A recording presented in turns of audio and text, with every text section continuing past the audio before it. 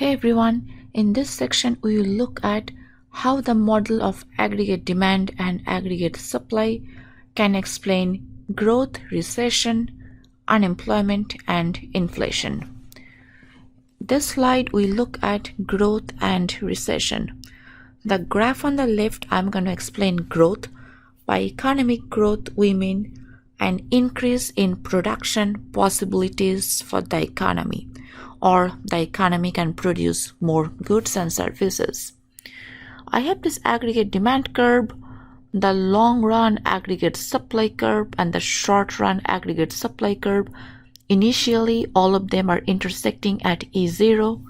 When we have economic growth, I will have an increase in the potential gross domestic product. That means the long run aggregate supply curve will shift to the right, as well as the short run aggregate supply curve will shift to the right.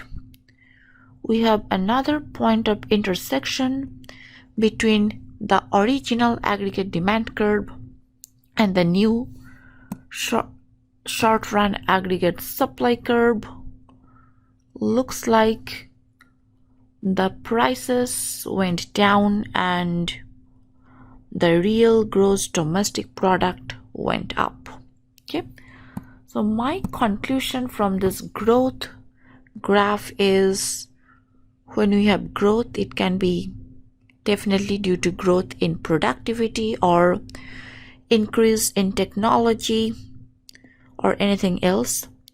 This is going to shift both the long run aggregate supply curve as well as the short run aggregate supply curve to the right. Okay, now we look at recession. This graph, we have intersection at E0 between the aggregate demand curve and the short run aggregate supply curve. The real gross domestic product is 70, definitely below the potential gross domestic product of 100. If we are going through a recession, the aggregate demand curve will shift to the left and the prices and real gross domestic product both will go down in the economy. So by recession we mean aggregate demand curve shifting to the left. Okay, now let's look at the next graph here. I have all of these intersections, or basically I have 2 points of intersection here, one between AD0 and SRAS0 and the other between AD1 and SRAS0.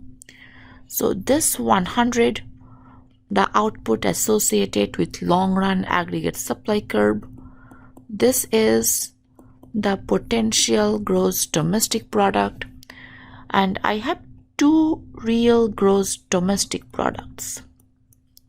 One is at E0, the other is at E1, and because this real gross domestic product is less than potential gross domestic product, we have a recession, and this recession is accompanied by cyclical unemployment.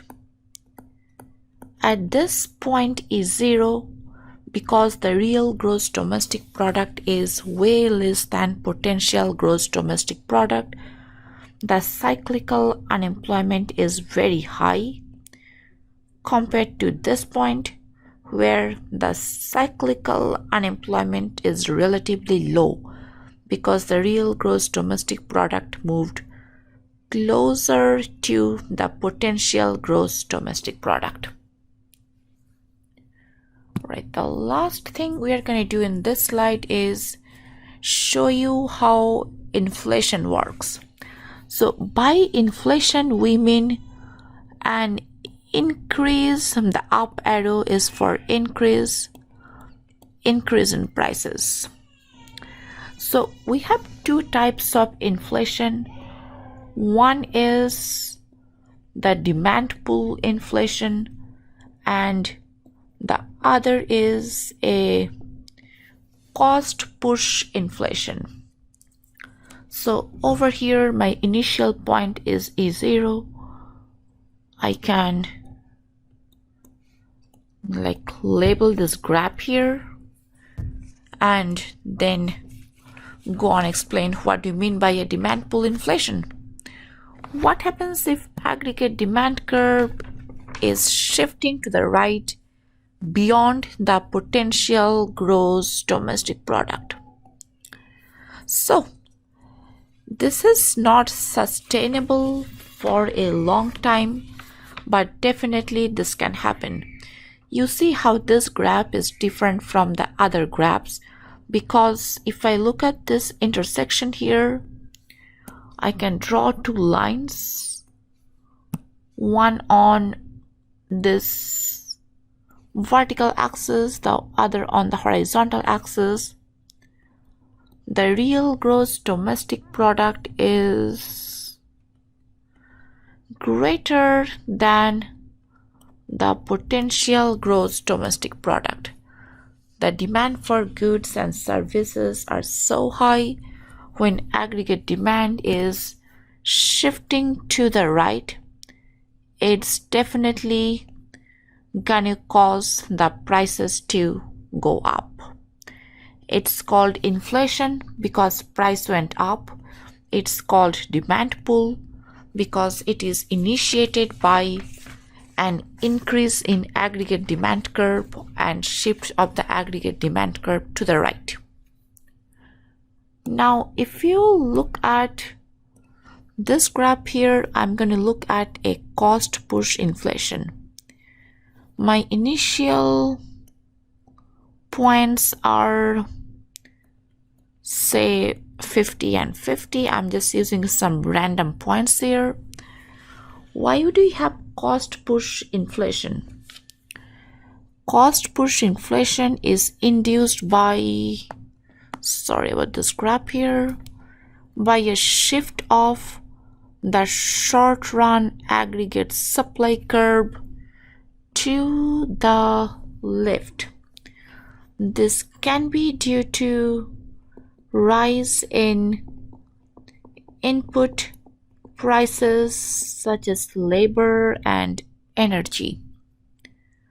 I have a new equilibrium here, E1.